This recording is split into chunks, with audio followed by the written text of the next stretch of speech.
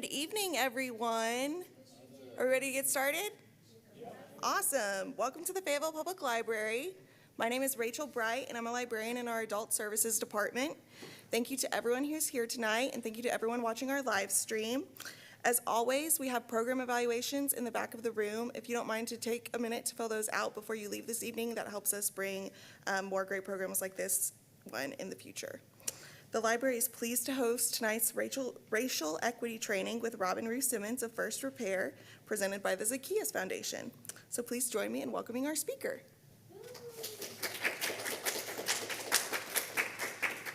All right. I'm not the speaker tonight. Don't worry. Robin, we'll hear from her shortly in a video that we recorded last month that we've released each of the last 3 weeks. So 2 weeks ago, we were at Squire Jehagan. Last week, we were at St. Paul's. And this week, we're here at the library having a conversation about racial equity and reparations. So I really appreciate you all being here tonight. There's other places that you could be. But thank you for taking the time to be with us tonight. So a few things before we jump in.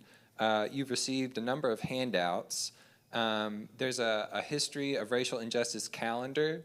Now you only get to use about half of that because we're in almost in July. But it's from our friends at the Equal Justice Initiative.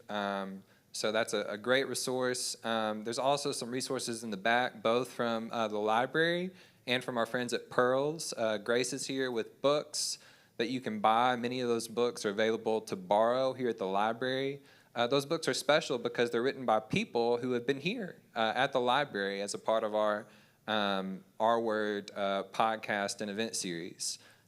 So Greg Thompson, Jamar Tisby, Christina Edmondson, and Robert Jones, the authors of those books, are people that you can hear more from on our podcast, and they've been here at the library speaking to us as well. The last handout is the one with all the QR codes. That one's important because the purple QR code that says conversation, if you can scan that sooner than later, that'll be helpful. It'll take you to a Google form that'll ask you 2 questions, and those questions are, what did you hear and what do you hope?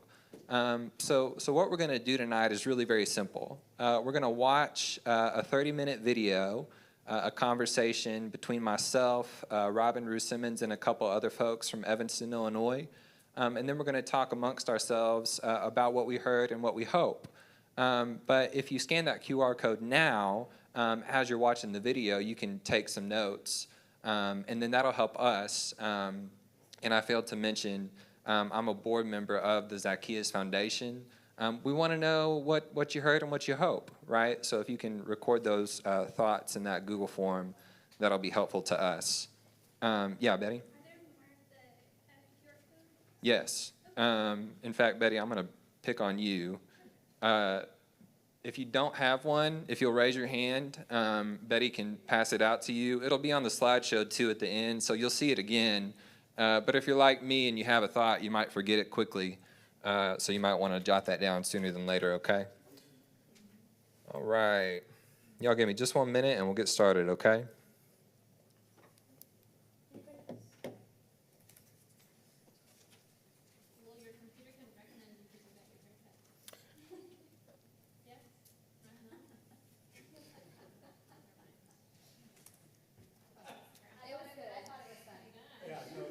We got jokes. We got jokes.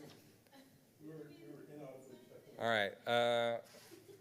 And we'll figure out the volume, but here we go, okay? Friends, my name is Lowell Taylor. I'm a board member of the Zacchaeus Foundation, and I'm pleased closed captioning to present today's racial equity training with Robin Rue Simmons of First Repair and others in Evanston, Illinois. Our agenda for today's training is: first, we will discuss what has been done in Fayetteville. Second, we will introduce our friends from Evanston. Third, we will discuss what has been done in Evanston. And fourth, we will have a conversation about what we heard and hope. So first, we will discuss what has been done in Fayetteville.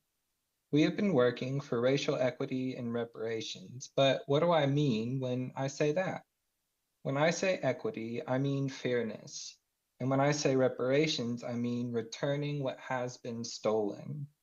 Pretend you have two sons and you give each son one toy. Then the older son steals the younger son's toy. Now the older son has two toys and the younger son has none.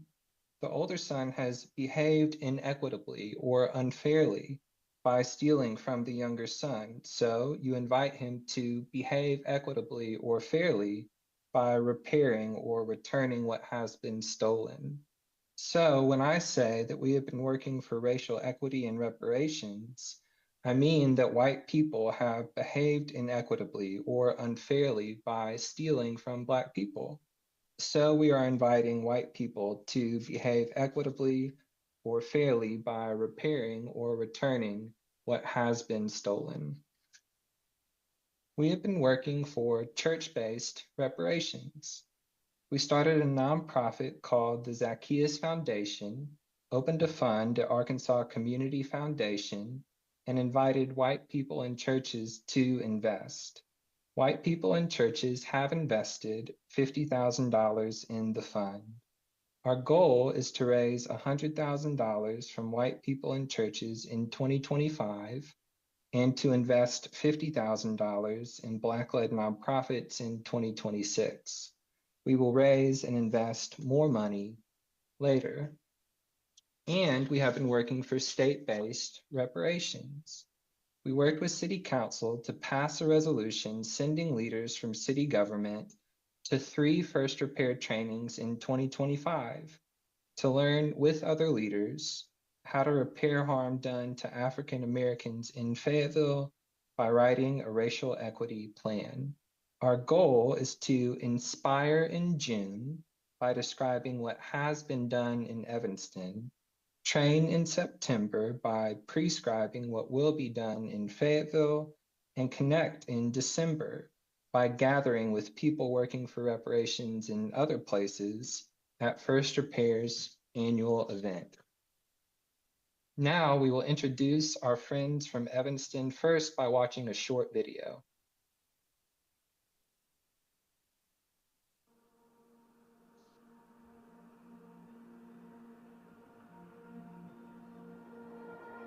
My whole life and all of my priorities and values was informed by being a Black woman in a predominantly white and affluent city that lived in a segregated neighborhood. My work evolved from Black business advocacy and fighting for economic inclusion and housing opportunities to reparations. We know that reparations was initially promised hundreds of years ago, but none of them materialized. What did materialize was the concerted, planned effort to build a nation and a society based upon racism and discrimination, based upon separation and segregation. So when Robin Simmons asked if we would become involved in the reparations movement, it really was a no-brainer. We're seeing more understanding that reparations is far more than just a cash benefit, that equity and inclusion has not been enough, that affirmative action and other federal policies have not closed our racial divide.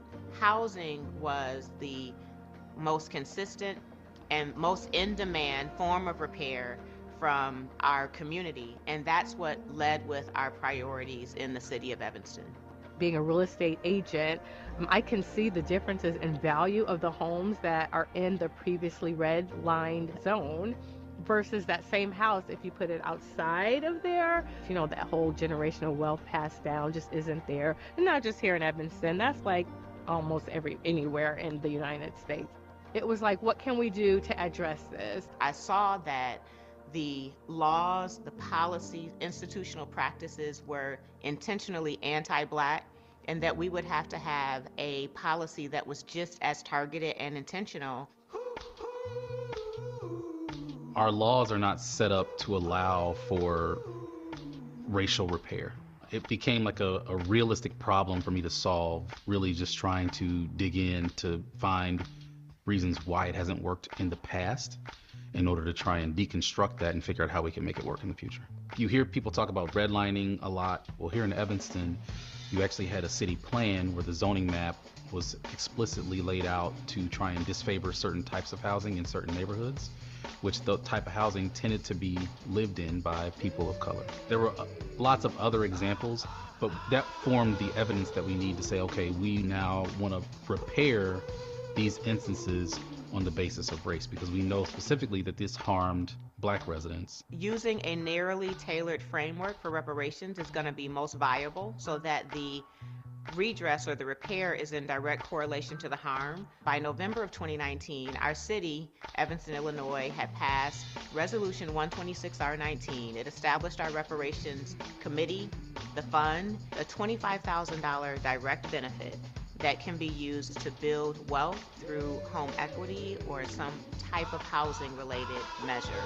I get to run into families all the time that tell me, I got my check, or you should come see my new kitchen. Also seeing families that chose to give their benefit to their children so their children could buy their first home. This is what is really thrilling about the work. When I retired from office, I decided I would not run again and that my life's work would be dedicated to reparations. I saw that there was an ongoing demand from other local leaders like myself all throughout the nation. And so I launched First Repair. We're a small non-for-profit. We have been able to work with many other communities that are taking their first step towards repair as well. We work directly with cities and task force, foundations and organizations to think about their own practice and how they may begin to lead in repair and live a life of repair. When it comes to local reparations, one of the reasons I think that it works is because these are people that we know, people that we care about. And I think sometimes when we talk about national projects, it gets to be very abstract. But when it's your friends and your relatives and your neighbors, then we have to say, wait a second, what has happened? And how can we possibly tolerate that?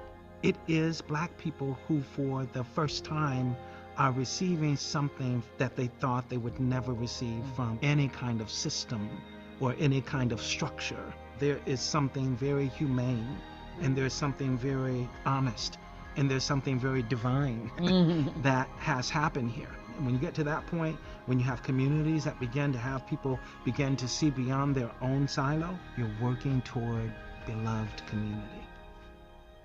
Amen to that.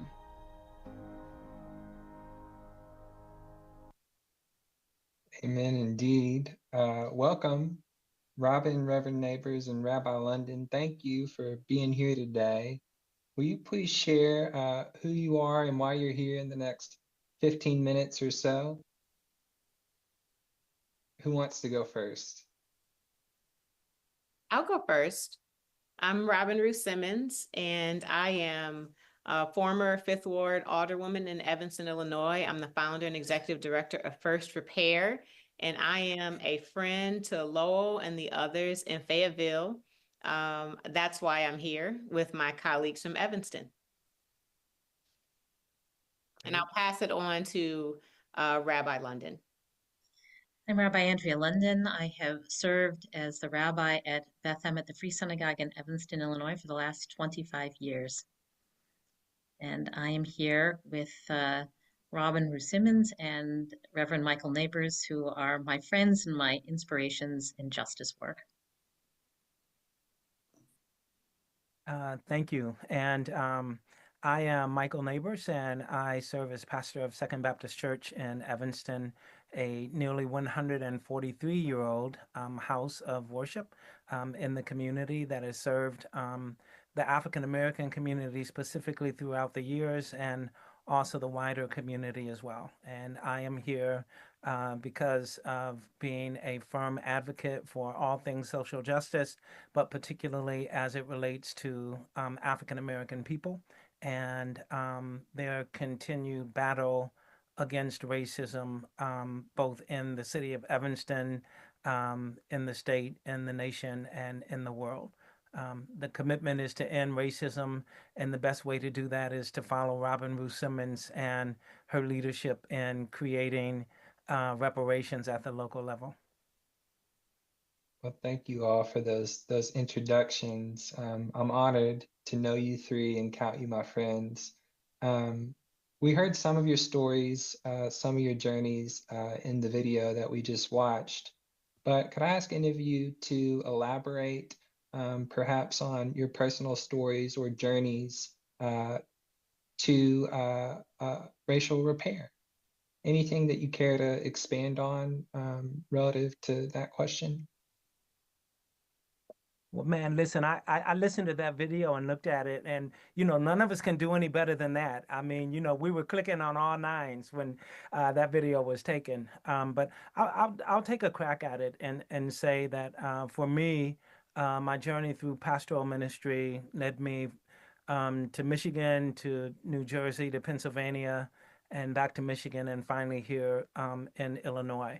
And I think that I see and feel the movement of providence and all of that, having gathered and accumulated life's lessons about what it means to be an African American in a country that has consistently and perniciously denied our rights as a people. And of course, in 2025, that same country is absolutely adamant about trying to erase our history, to take away the hard fought gains of our civil rights foreparents before us. And so for me, I think that the culmination of being here is a divine peace. I don't plan on going anywhere else. I do plan on retiring one day, but it will be right here in the Evanston community because this is a community that is a force to be reckoned with. Of all the communities that I've lived in and the places that I mentioned, they've been great communities, but I don't think there was one that would have been able to come up with the first reparations movement for Black people in this country except Evanston. And it is because of the uniqueness of this community and its resilience and its brilliance and its ability to really identify brilliance. Again, that comes from Robin and others that have been a part of the movement. Well, I'll speak as a white person. And what brings somebody who's white into the reparations movement? Well, I think that I'm probably in many ways a typical white liberal, raised on the myths of this country, that the Constitution and the Declaration of Independence and all of the ideals that we had. And I knew, of course, about slavery and I knew about Jim Crow, but then there was the civil rights movement, and then it was all repaired.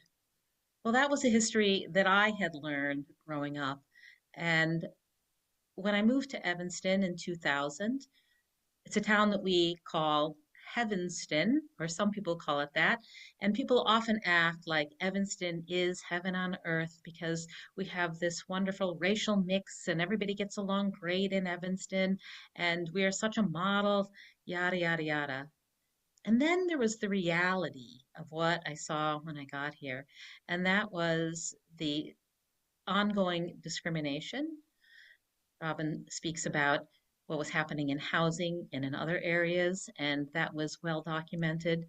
And the pastor that preceded Michael Neighbors at the Second Baptist Church, he invited me to go to a training at the high school because the high school is working on equity in education in, I don't know, 2008, 9, 10, sometime around then. And so I went to the training and learned about the ongoing discrimination in education based on race and continued to develop relationships with people in the Black community and learning parts of the history of this country that I hadn't really been privy to. And that once you begin to have people tell you the stories about the discrimination that they have faced and the ongoing structural impediments to equality in this country, you can't unsee what you now see. And as I said in the video that you played, these are affecting people I cared about and knew about and loved and trusted and thought, well, this is wrong. And my faith, Judaism, teaches us the importance of tzedek, of righteousness, of equity, of justice. And I couldn't close my eyes to what was happening in our community. And so when Robin Bruce Simmons began the reparations movement, I knew that we needed to get involved in this as the Jewish community, as the white community, And it's a white community that needs to make those reparations. The Black community could lead us in saying, you need to open your eyes and see what's going on. But ultimately, we were the ones who had to do the work. And so we got together with other congregations in town and said, we need to do this work. We need to educate ourselves. We need to find ways to make repair, both in terms of our interpersonal relationships and also financially.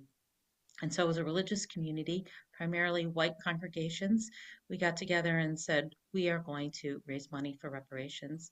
And between 2022 and 2023, we raised $1 million.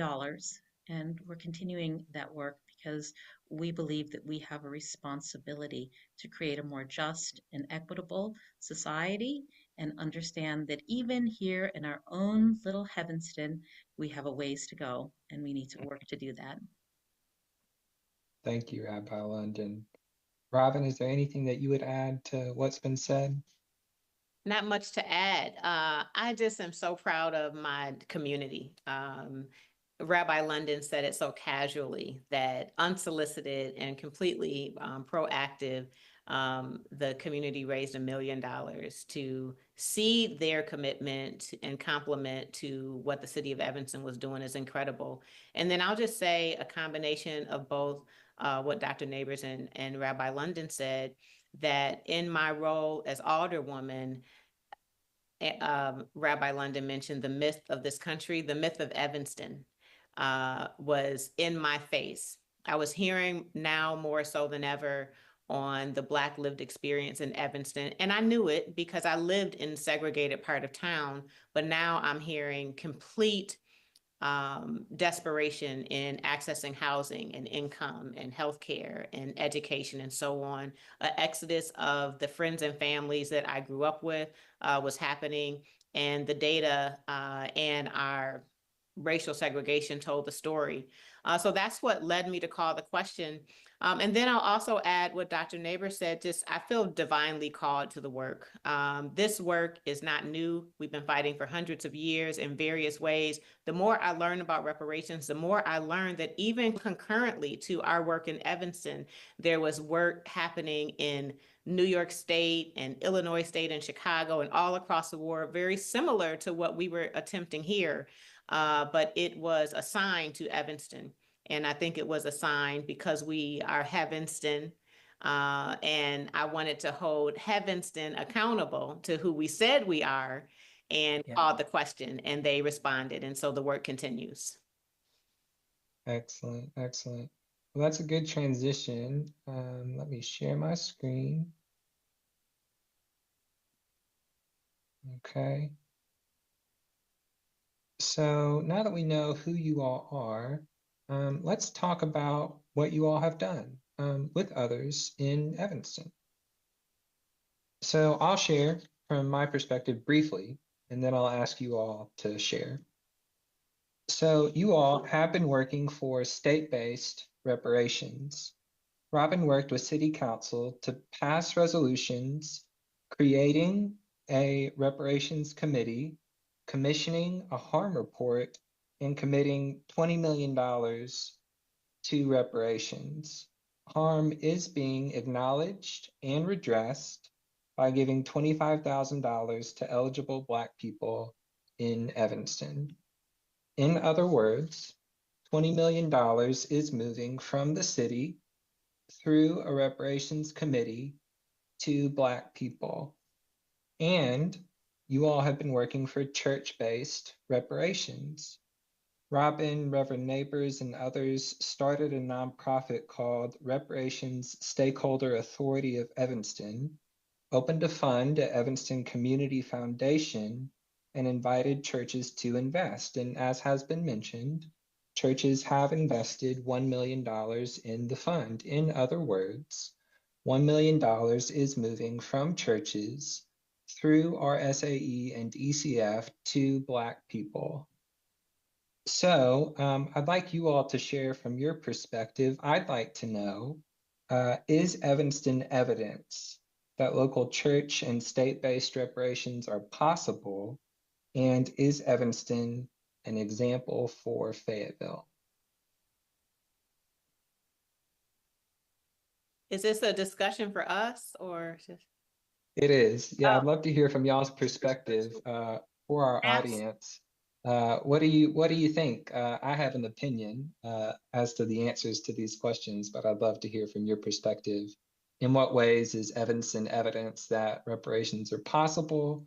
And in what ways is Evanston an example for Fayetteville?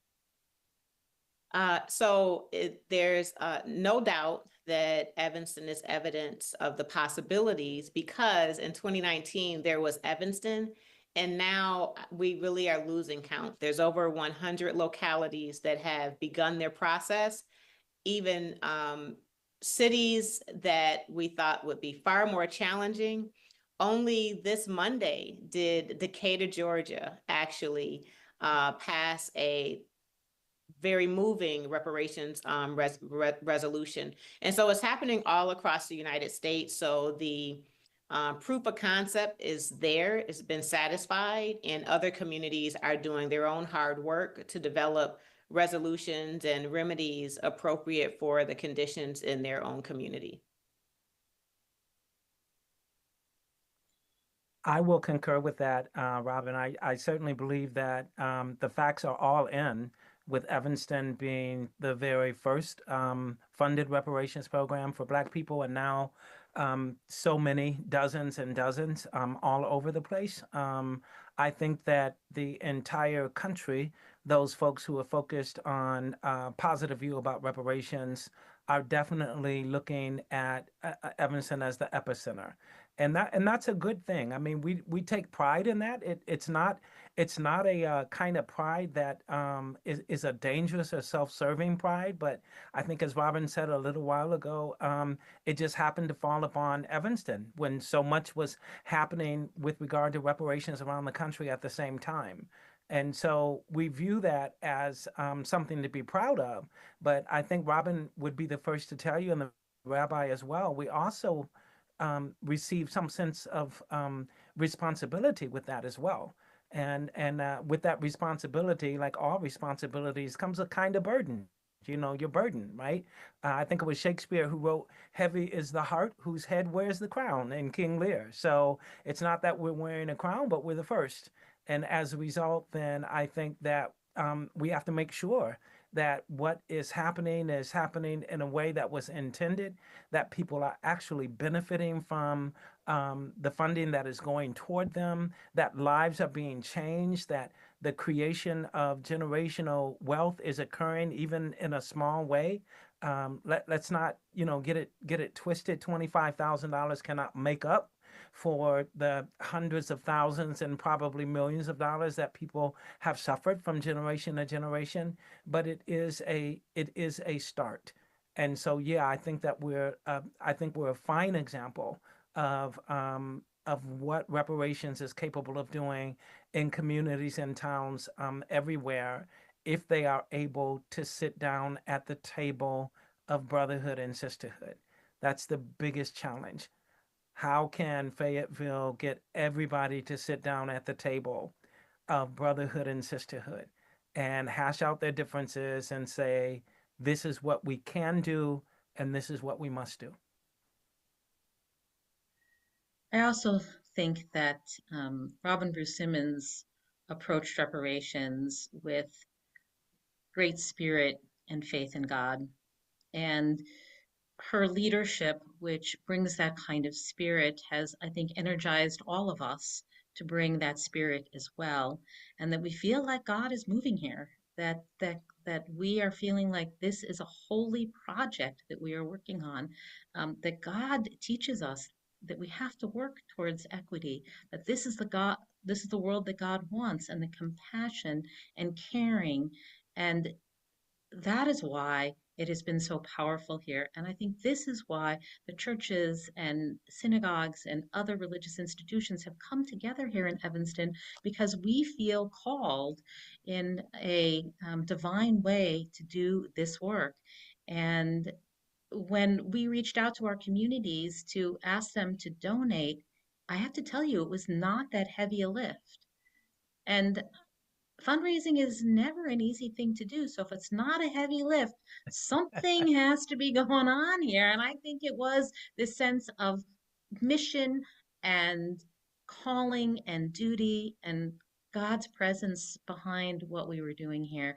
And I think that that can be done and needs to be done in every community.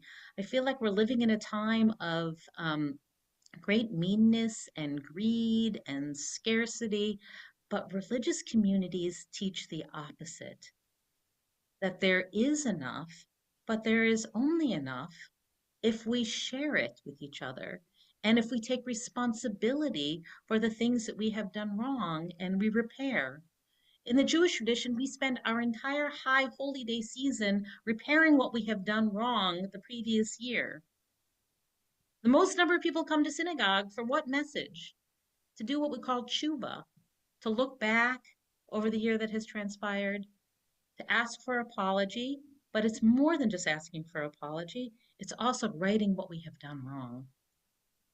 That is a central tenet of the Jewish faith, and frankly, it's a central tenet of every religious faith. And we have to remind ourselves of that. Are we just going to sit in our churches and our synagogues and in our mosques and talk about these things? Or are we going to live our prayers? We pray in the morning tradition, Ani tefillati lecha, we say, which can be translated as, my prayer goes to you, O God, but actually more accurately what it says is, I am my prayer to you. Well, how do we act as God's prayer? We got to put our money where our mouth is, where our values are. And that's what we're doing here. Amen. Thank you, Rabbi London and Reverend Neighbors. Robin, anything else you would add in answer to that question? Yeah, what was the question? There's something I want to say, but it might not be an answer to the question. Well, you just say whatever you want to say, Robin, Thank but you. the questions are, yeah, What I want to say is that as proud as I am of Evanston and certain of our divine assignment, what I have recognized now being all across the United States is the partners and the leaders and the experts are in every city. And so what we do when we go and we provide partnership is we tell the Evanston story and connect it to Fayetteville or wherever we're at. You have a strong ally. You likely have an interfaith coalition. You have a historian, whether it's someone who's a distinguished archivist like Dino or someone who has incredible oral history to pass down. You know, a legislative champion I met when I virtually Zoomed into the city council meeting, a legal expert.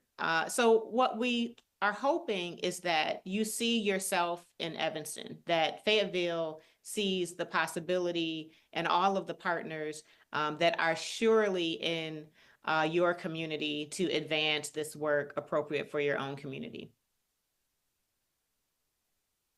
Thank you for that word, Robin.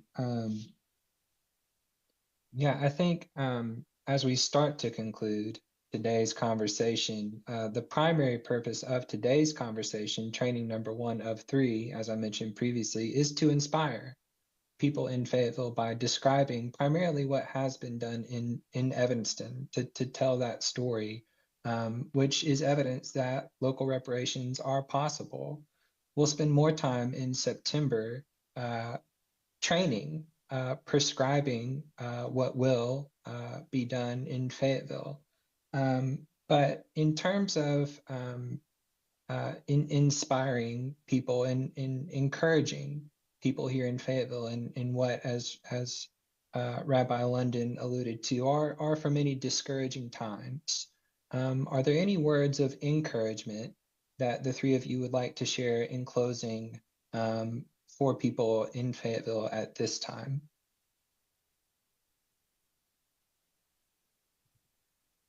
In discouraging times, and in any time, but especially discouraging ones, it's important that good people, people of concern, of care, compassion, who believe in living according to the values that God has taught all of us in our faiths in different languages and in different practices, but all those values, that for me, when I get together with Robin Rue Simmons and Pastor Michael Neighbors and my other clergy people and our congregants and parishioners and see how open-hearted and loving and caring and earnest people are to do the right thing, that gives me so much hope in the future.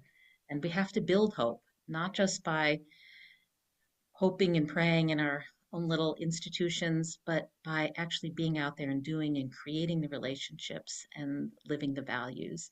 This is the best way to confront discouraging times.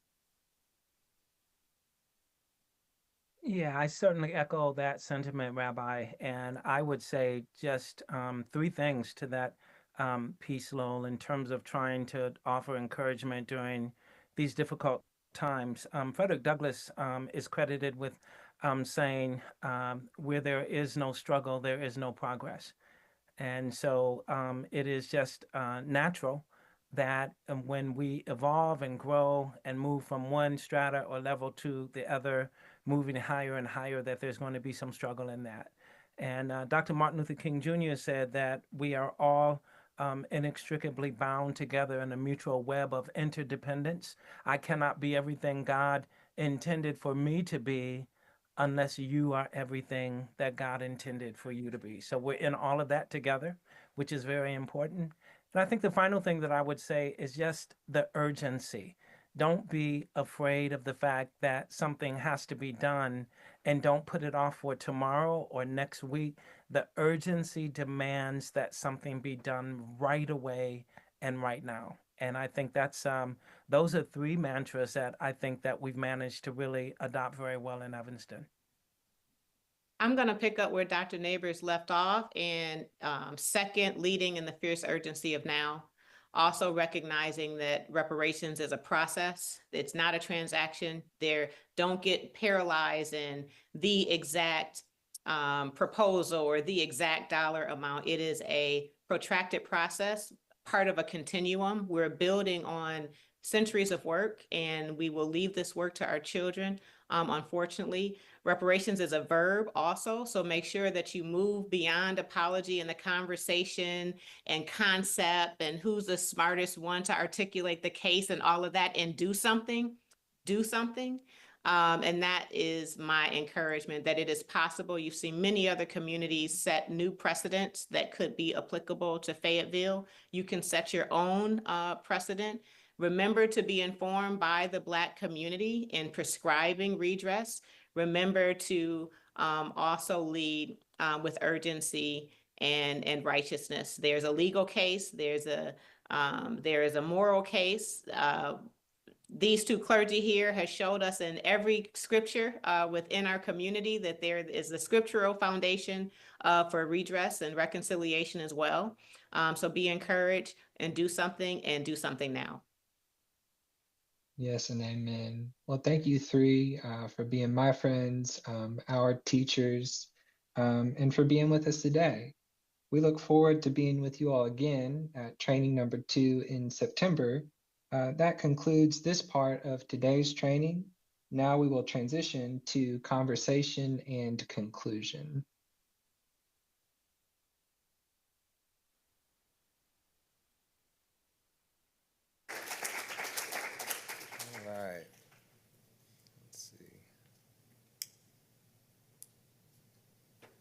Okay.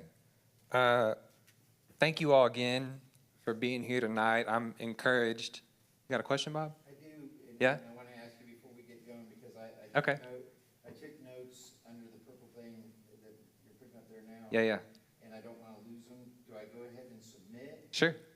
And will that disappear, or where does that show up? I'll be able to see it, but I'll have to log into the Google form. So if you need to see it in the next 30 minutes, don't submit it. Okay. So it doesn't go away. Yeah. Hope it stays in your head. So before we continue, I want to say a few thank yous. I'm thankful that every single person is here tonight, but I do want to call out a few folks. One is Betty Wilton. Betty, raise your hand. Betty's on the board with me at the Zacchaeus Foundation. And then we've got 3 city council members here tonight who are very busy people. But they've spent the time they've decided to be here tonight. So Mr. DeAndre Jones is here, Mr. Bob Stafford, and Miss Sarah Moore. So y'all give them a hand, please. I'll say too, this is our third training. So last week, Mr. Mike Wiedeker was with us, and then the week before that, Miss Monique Jones. So we've had 5 people from Fayetteville City Council attend these 3 trainings. That's important. That matters. Again, every single person here matters, but I'm especially thankful to our city council members for taking the time to be with us. So here's what we're going to do. We're going to do this a little differently because this room isn't really set up too well for small group and large group. So we'll spend some time just in the big group on these 2 questions. What did you hear and what did you hope? So typically in settings like this, I'll tell somebody like Suzanne, hey, Suzanne, I really need you to ask a question.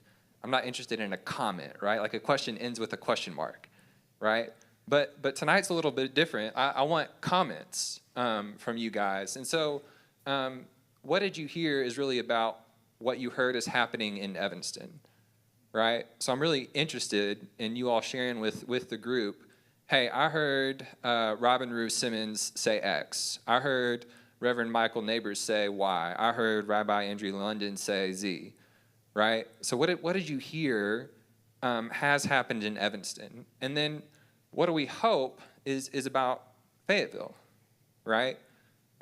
What do we want to see happen here, hopefully with Evanston as an example, right? And so if y'all don't mind, let's take some time answering those questions. So I want comments from y'all, and then we will have time. If you have questions for me, I'm not an expert, but I have spent some time in conversation with these folks.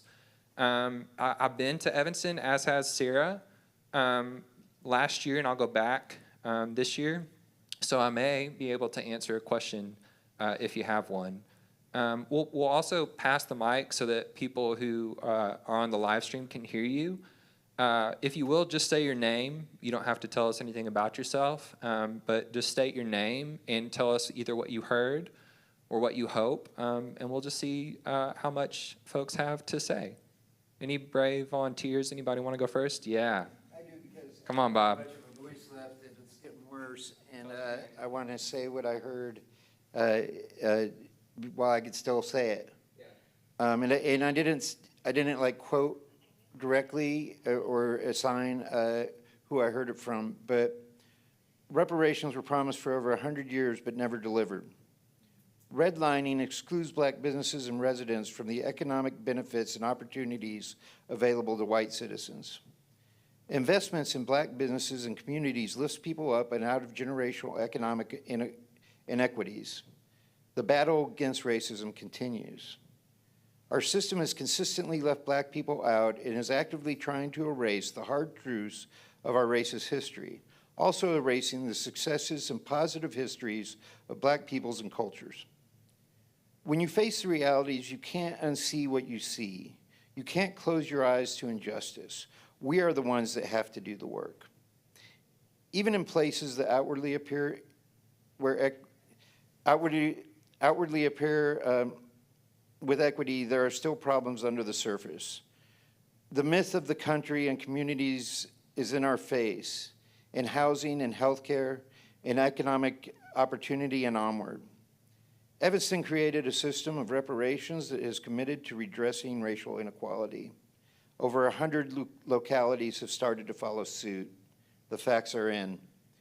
With these successes come responsibilities, which can become a burden of accountability. How can we get Fayetteville to sit at the table? God teaches us that we have to work towards equity. It is not as heavy as a lift as one would think. We are living in a time of cruelty and greed. We must admit this and remind ourselves to work for positive action and change. We have to put our money where our mouth is. We need to have partners in faith communities and professional communities and legal expertise. In discouraging times, it is important for good people to do the right thing, and we need to create hope and build relationships. Where there is no struggle, there is no progress. We are all in this together. Reparations is a process and a continuum. You get an A. Those are some good notes. Who else wants to share what you heard or what you hope? Yeah, Mr. Jones. Dr. Jones, thank you. I'm sorry. It's DeAndre, y'all. I've got to run, but I want to say this. What I hope is, I hope that sooner rather than later, especially now that we have council members here, and as Bob so eloquently read this evening, that policy, right, and laws, what we have to do as a council, I think right now, after this training and after all of the work that we've done here in our community, I've worked with my other mom, Patty Williams, with Compassion Fayetteville for so many years. That led me to work with Lowell, that's led me to work with Sarah, that's led me to work with many of you. So we laid a foundation, right? So I think it's brought us to this moment.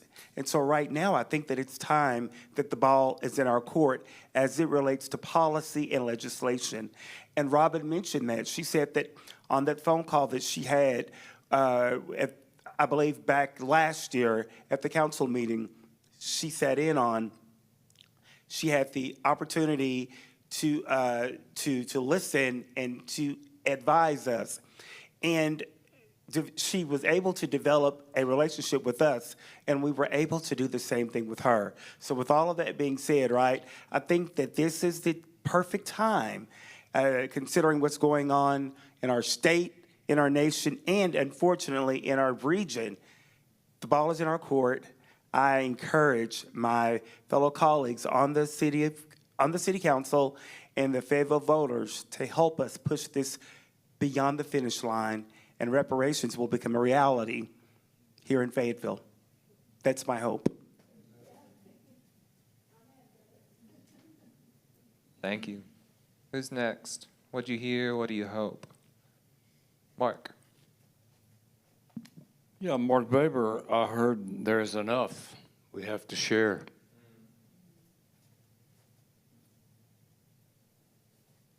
And remind us your name. I'm Elizabeth. I live in Madison County and spend quite a bit of time in Fayetteville and kind of follow things. I'm really so glad that I came tonight. I think this information, I'm a greenhorn to, information about reparations. I've listened to the podcast. I will say that. It's really good. But I really needed to know, I needed to understand the local concept, because I've done a lot of reading, and I've done a lot of talking to people and listening to people, but this is something that I need to understand more about. And I think just this approach is so important for white people who don't understand that this is not a federal government thing, right? I think that it got stuck in my head a long time ago. It was like, the federal government needs to do something.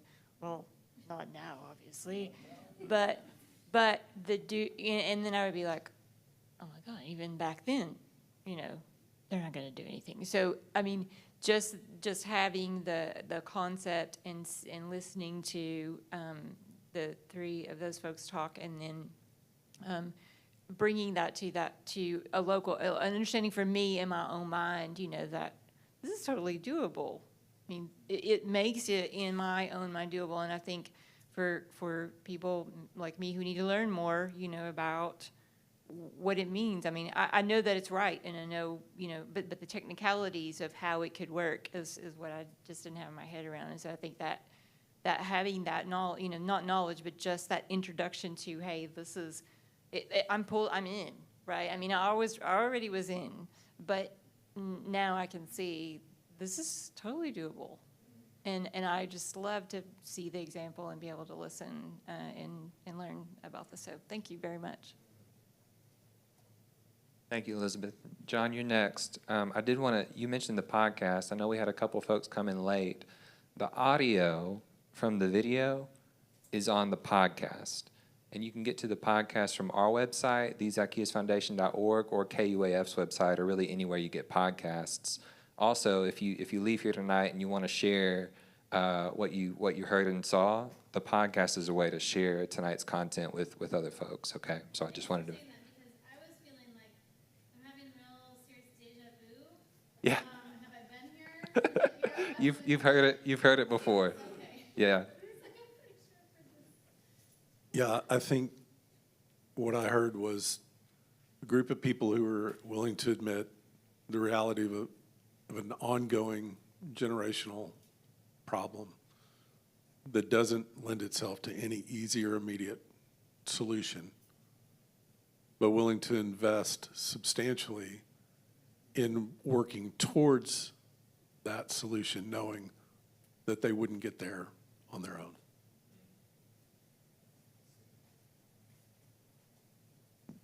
Thank you, John. Dave, yeah?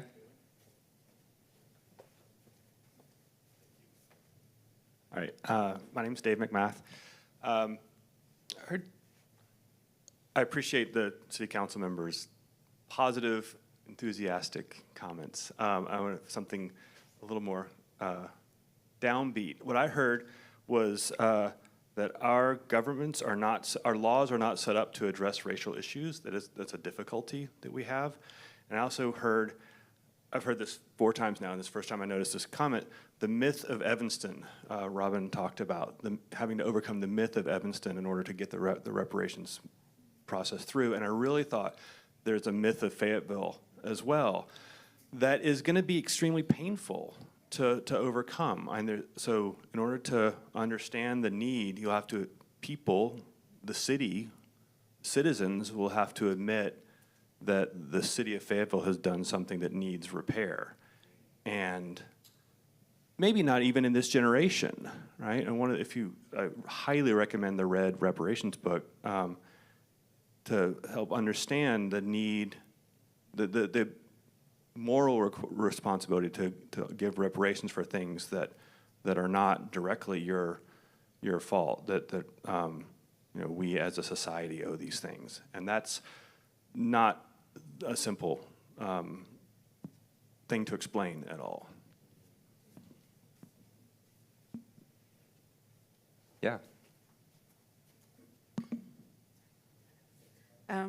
My name is Leanna Jackson, and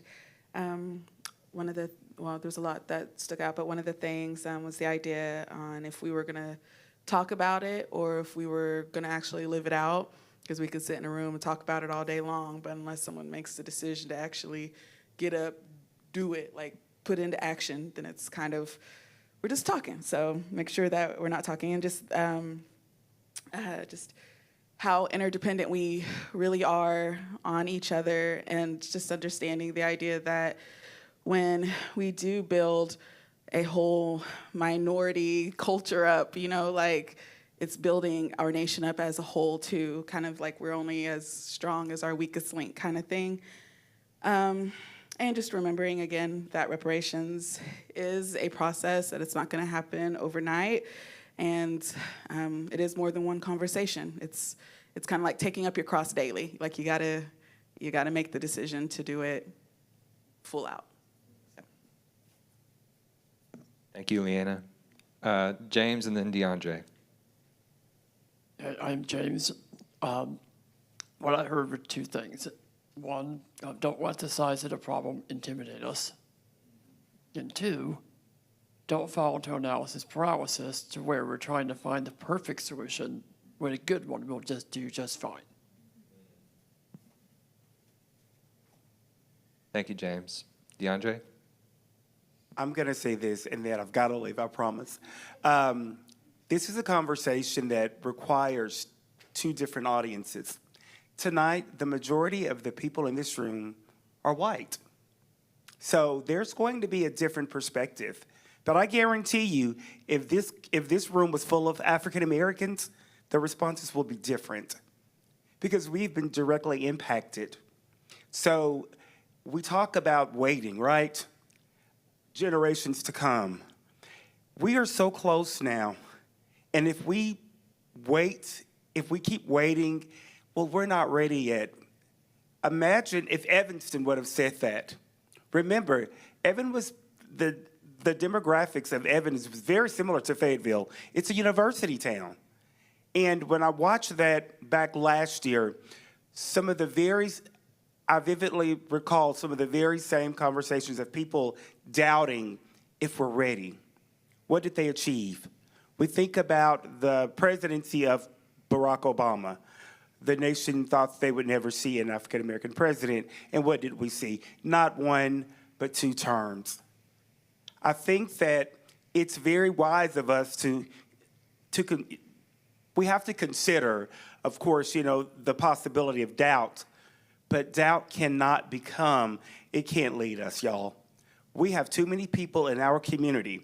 When you think about South Fayetteville, what they were deprived of, and if we're really serious about racial justice, if we're really serious about it, not just here checking off, if you're really serious about the problem, then you'll be, as Sarah Morse always says, you'll do whatever it takes, and I'm summarizing you, for the solution.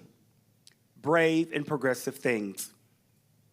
And that's what it's going to take. You're going to take bold steps. It's going to take courage, and this is no different. So I am excited about what Fayetteville is about to do. We've done far more than any other community in the state has done. And I think for that, we deserve kudos. We made it a lot farther than any of us probably thought that we ever would.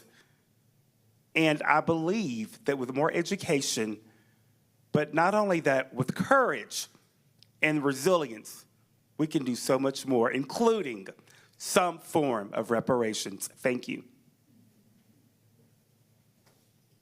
Thank you, DeAndre. Who else? Sarah, you've been quoted. Do you want to? Okay. I heard do something. Do something. Do something when? Well, I mean, she said, or if the time is now, basically, with urgency. So. Who else?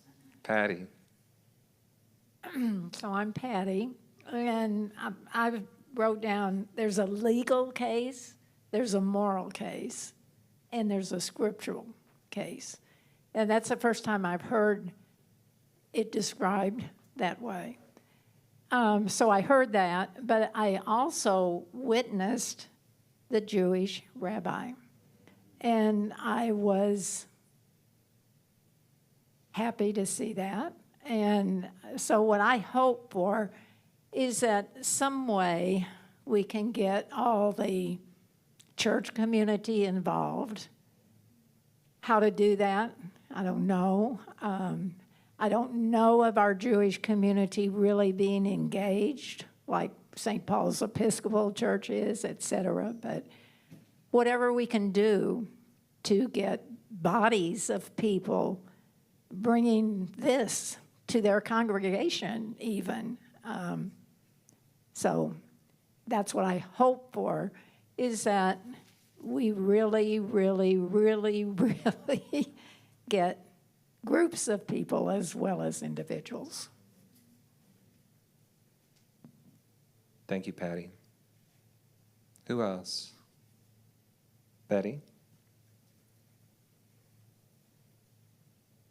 Yeah, I think one thing that really stood out to me was when they were just talking about what the reparations looked like in Evanston and how the repair was directly correlated with the harm. And so all of the reparations being focused on housing, and it makes me think about and hope for the Black Historical District in Fayetteville that NWA Black Heritage is pursuing. And I think that there's a lot of opportunities there, both policy and repair-wise.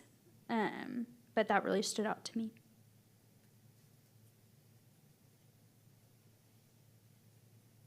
Thank you, Betty. Who else? Sarah? Hi, I'm Sarah. Something that stood out to me tonight, again, but it's a theme of other conversations that we've had and other groups have had, is the need to repair relationships. But I think and sometimes the repair is in creating them in the first place, because I think that to what many of you have said, right, the case of the myth of Fayetteville is a result of lack of relationships. With white people and black people and other members of the community where we don't live immediately next to or work with. And so I hope for more opportunities to create relationships which then repair relationships and repair the community. Thank you, Sarah. Who else?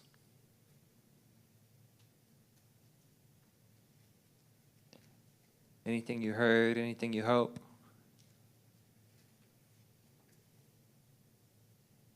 Betty? Yeah. No need to apologize. You get one more after this, okay? My strikes. One thing that I also heard was the rabbi talking about how easy it was to move churches to donate and come up with this $1 million. And with the Zacchaeus Foundation, that's our whole goal. And I was like, easy is not the word I would just use to describe this work. And how she talked about having this sense of mission, calling, and duty, and having that aligned really moved people to donate. And so I do just blatantly hope that there is a sense of mission, calling, and duty that churches in Fayetteville can come around and interfaith communities can come around to coincide, hopefully, as state-based and local reparations as they did in Evanston. Mark? Mark again, and I would like to double dip. And when she said do something and do something now, it resonated deeply with me, because when I first heard about the work of the Zacchaeus Foundation, something deep inside of me said do something and do something now. And I don't want this to sound braggadocious, but I immediately decided here is an amount of money I can give every month from now till whenever, and I'm doing that. And then I made a further commitment to do something now when Lowell asked me to do something, and I said I would, and I'm acting on that. And so what my hope is that anybody here whose heart has been tugged tonight in any way, shape, or form would say, and at least in answer to this question, what can I do now? I can pick an amount out of the way my life lives and do now for the Zacchaeus Fund, which is just seed money that's building. And that $1 million is a possibility for Fayetteville just as much as it was for Evanston if we do something now. And I'm not quitting. I can always count on you to make the pitch, Mark. I appreciate that about you. I don't even have to ask. Do we have one more person who wants to share what they heard or what they hope before we transition to something a little bit different? Yeah. Claire? My name is Claire. One of the things that I heard was it's been kind of touched on several times by people in the past before, but not like directly, about such an emphasis on the spiritual, like kind of drive for what's right. Mm-hmm. And I'm so used to living in the Bible Belt, the way that Christian faith or spirituality get applied to politics and to political change being so destructive, that like there are complicated feelings that come up hearing about it being like a force towards really crucial progress and healing. But that's something that was like so clear in what they were saying in this conversation, was how that's driving them, and like how it was God's blessings that raised that $1 million. You know, it wasn't a smart political strategy.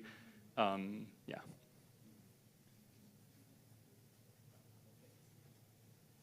Thank you, Claire.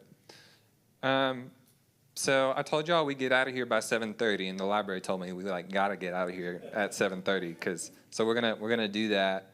Let me show you one more slide, and then I want to tell you a little bit about the Zacchaeus Foundation if you don't know. But this is an important slide because today's conversation is not the end of the conversation. So training number 1 of 3. Number 2 will be in Fayetteville on Saturday, September 6th.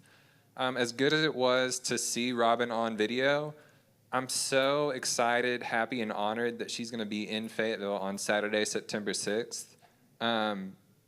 She may be the person that I most respect in the whole country, right? For whatever that's worth. And she's coming to see us because she believes in what we're doing here, that it's a part of this national movement for reparations. You can RSVP on our website. She'll be at St. Paul's from 3 to 5 that day. She'll be doing other things, other places. Some of that's TBD. But you can go ahead and RSVP for that event. Put it on your Google Calendar, your Outlook calendar, whatever, right? Training number 3 will be in Evanston from Wednesday, December 3rd to Friday, December 5th. That'll be harder for most of us to get to Evanston, right? But I went last year, Sarah went last year, Monique went last year, Dustin McGowan went last year. Several of us will go. And it's really an exciting time to connect with people working for reparations in other places, some as close as Tulsa, Oklahoma, Kansas City, Missouri, right? But to be with these people from all over the country who are a part of this movement, right? So I wanted y'all to know these are some things that we can look forward to moving forward. Is it okay if I tell y'all briefly about the Zacchaeus Foundation? Yeah? Okay. So who are we, what are we doing, and what can you do? Okay? The Zacchaeus Foundation is a nonprofit named for Zacchaeus, a character from the Bible, Luke 19, who did 3 things. Zacchaeus repented, he repaired, and he was healed. So that's who we are, okay? What are we doing? Our vision, what we want to see is racial healing here in Northwest Arkansas. Our mission, what we want to do is repair 3 things: truth, wealth, and power. How do we do that? We're repairing truth by educating and raising funds from white people in churches, primarily through the R Word podcast and events like this. We're repairing wealth by investing in Black-led nonprofits. We opened a donor-advised fund at the Arkansas Community Foundation. Our short-term goal is to raise $100,000 in 2025 this year so that we can invest our first $50,000 next year in 2026. Our long-term goal is to raise an endowment of $1.6 million in 10 years, which will generate interest so that we can invest $50,000 annually perpetually. Right, now you heard in Evanston, they did $1 million in about a year. So $1.6 million in 10 years, I think, is very conservative. But we're saying, hey, we're going to raise the first $100,000 this year in 25 and then grow slowly over time. We'd love to do it faster than that, but that's the objective. So I've mentioned truth, wealth. What about power? We're repairing power by empowering Black people to decide who receives funds. The Black board members of the Zacchaeus Foundation will decide which Black-led nonprofits receive funds. Today, those board members are Caree Banton, Dustin McGowan, and Sharon Killian. So I've told you who we are, what we're doing. What can you do? The Black-white wealth gap means that the average Black household has 10% of the wealth of the average white household. That's a dime to every dollar. So we're inviting white people in churches to invest 1% of their income in the Zacchaeus Fund for Black-led nonprofits, a penny to every dollar. So this is where it gets uncomfortable for some of us, but I make about $100,000 a year. So 1% of that is about $1,000 a year.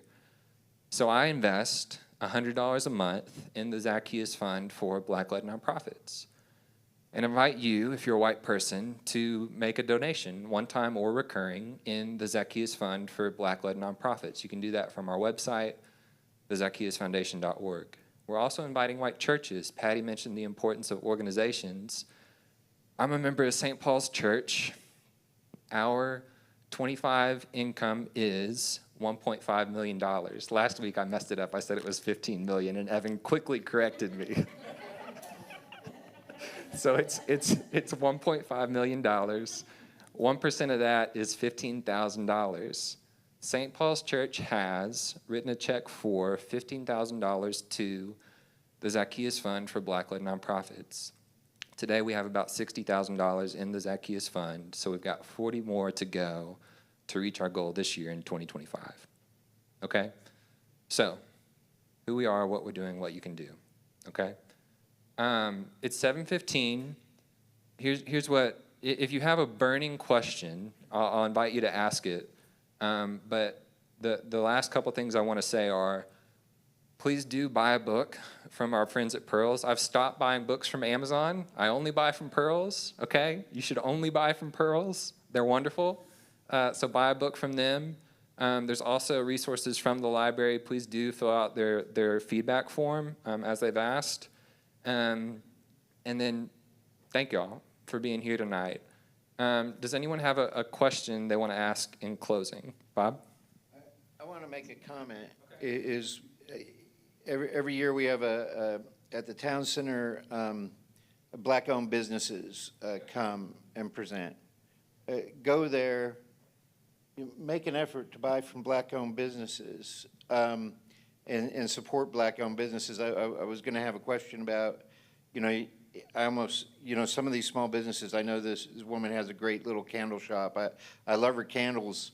They're so good, they last forever. So I told her, it's like, I can't buy any more candles because they last forever. You need to do what the bad companies do and make them burn fast so I can buy more candles. But like I think also there's an opportunity to help those young black entrepreneurs and to, maybe not only buy from them, you have to make an effort, like you said, not to buy from Amazon, to actually make an effort to buy from Pearls or more rooted business and family businesses and black-owned businesses. And so I just encourage us all to keep that in our head when we're out shopping, is who are we buying from? And that if you see a black-owned business, if you like what they're selling, buy it.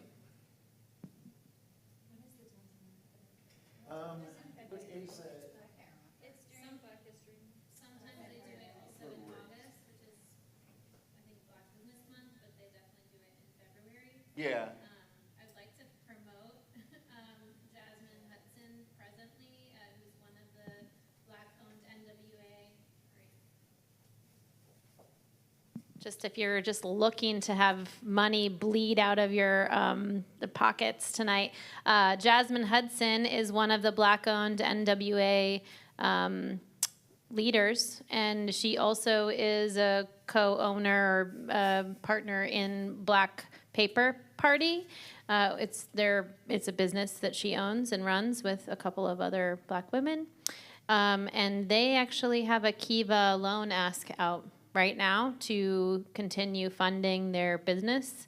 I contributed to that today. And so you can support that business, which is a part of the Black-owned NWA effort, which sets forth that event where you can go and support other Black-owned businesses in the area. I think you also have to say, please go check out the many opportunities to recognize Juneteenth happening tonight, tomorrow, Friday, Saturday, Sunday. Those are happening, and to the point of creating relationships that you may or may not already have. Like, go and do that. Thanks. Thanks, Sarah. Okay, I think that's a good place to close it. Y'all give yourselves a hand. Thanks for being here today.